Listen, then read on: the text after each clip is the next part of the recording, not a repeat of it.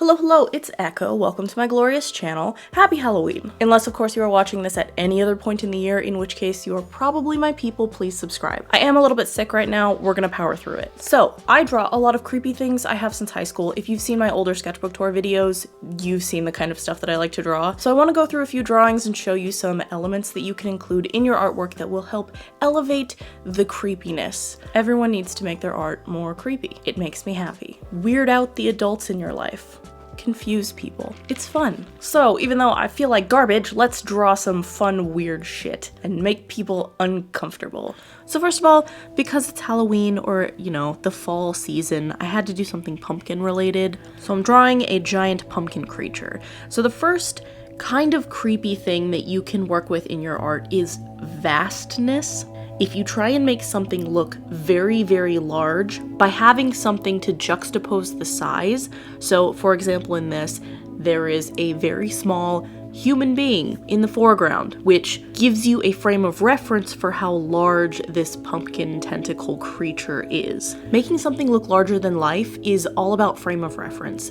The easiest way to do this is just to add something that we all understand the size of. It could be a boat, a tree, a car, anything that can help a person's brain put into perspective the size can poke at a fear called megalophobia. I love and hate megalophobia images. If you want, you can Google it, but you know, viewer discretion advised. The images are both beautiful and horrifying, especially if you Google ocean megalophobia. That one gets me. There's a lot of things that you can do with eyes to make your drawings just a little bit unsettling. We communicate a lot with our eyes, so making eyes look sunken or hollow or very extreme can cause a lot of unease. Another thing that's worth mentioning is teeth. There is a lot that you can do with teeth if you want to make really creepy art. So for this, I've added some very sharp, pointed teeth. So I drew this piece without a reference, which may have not been the smartest thing because the leaves look a little weird, the plants are a little unusual. It's enough that the average person will look at it and know what it is, but I've grown plants and squash before.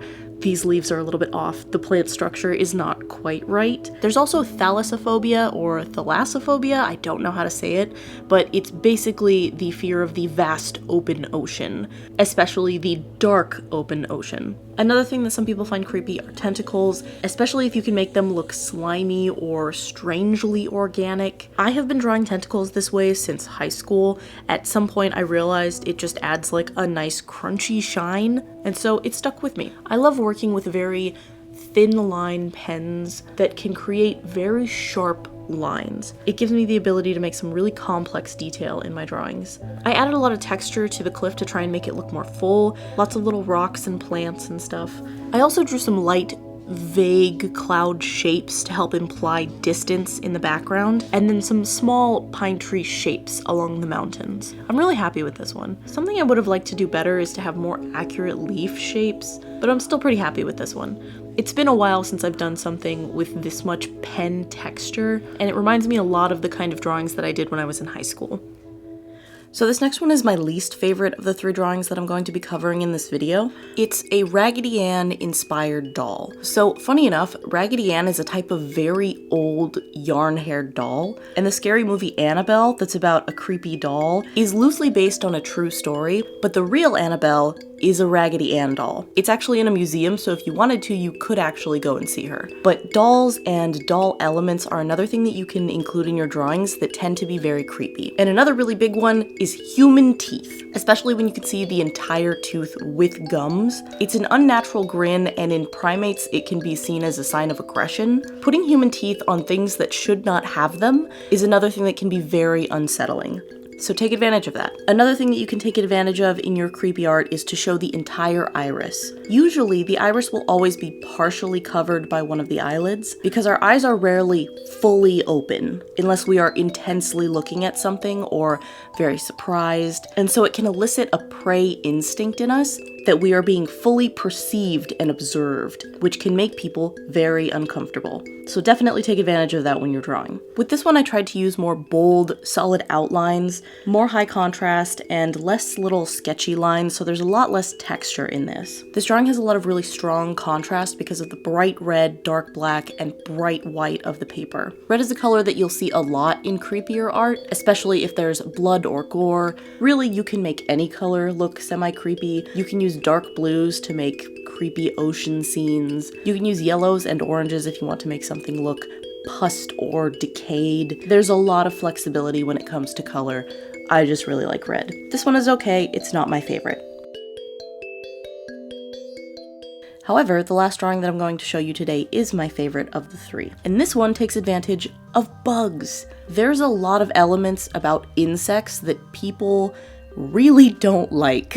And that is yet again something you can take advantage of in your art. So for this one, I decided to make an insect that has multiple stages of development, kind of like how a frog goes from an egg to a tadpole to a frog, or a butterfly goes from a worm to a cocoon to a butterfly. This one goes from a worm phase to a cockroach phase to a tentacle creature that's kind of obfuscated, so you can't fully see what it is at its last stage. The worm stage has 3 eyes, but you can see kind of in the second transitional phase where the eye becomes vestigial and recedes into the head. You can see the antennas are slowly growing. This is also another one where I've played around with the teeth. This creature starts with wide, grinding teeth that transition into a more human shape and then eventually become very sharp. Another element that you can take advantage of if you want to make your art look a little bit more creepy or unsettling is to add a lot of texture. I favor lots and lots of tiny lines to emphasize the wrinkles and give it this grungy,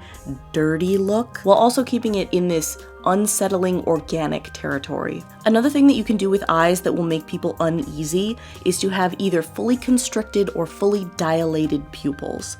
Making the pupils very large or very small is a great way to make people feel like your drawing is looking back at the person who's seeing it. This is also a good example where I can show you what I mean when I'm talking about the eyelid slightly covering part of the iris. The eyes of the worm versus the eyes of the final form creature have a slightly different intent. They feel slightly different. Making art that's creepy is really about taking advantage of as many small elements as you can, at least in my opinion, and really learning how to poke at the human psyche. A big part of the reason that scary art is scary is because it elicits a reaction that is buried deep within our brains on an evolutionary level. If you can manage to stab a person's lizard brain in just the right place, you can make some pretty terrifying imagery. You don't have to rely on gore or blood. Humans are deeply terrified of many, many things, and it can be really fun to explore that in your art. So feel free to take these tips and go draw something unsettling. Also, I did a little collab with a small queer-owned candle company. They made a Chewy Bunny scent. They have candles and wax melts. I drew the label, and so I just wanted to show you some of the process here. It's a hazelnut marshmallow scent. I love dessert smells, so this is perfect for me. It's also perfect for the fall season, so get them while you can. I will have links in the description. So yeah, I just wanted to say thank you and show a little bit of the process of the label drawing that I did. It is very warm in this room. Autumn has abandoned me. If you end up using any of these tips and you draw something, please share it with me, preferably on Blue Sky, because Twitter is awful. Twitter is dead to me. If you guys can think of anything else that can elevate the creepiness of your art, please put it in the comments. I am always looking for more weird things to make people uncomfortable while looking at my drawings. Also, I'm still setting up my new area, but it is coming along. I like it so far. Oh, you can't even see the mushroom lights. Look at them. They're so cute. Beautiful. Adorable. I've kind of been on like an internet hiatus for a while. I just needed some time to stop and breathe and just be in the real world for a while. But I'm making more friends on the internet, and so I'm inspired to make more garbage. Add my garbage to the pile that is social media and YouTube. But that is all I have for you. I hope you have a wonderful rest of your day, and I will see you later. Goodbye. I think that's everything. Happy Halloween! What is this Junji Ito looking ass? My god, they're horrifying. Thank you. That's what I'm going for. At first I was like, oh, it's like a weird Mike Wazowski. It's like 3 evolutions. Oh, I don't like how wrinkly they are. It's like a bug. Ooh. Good job. I hate it.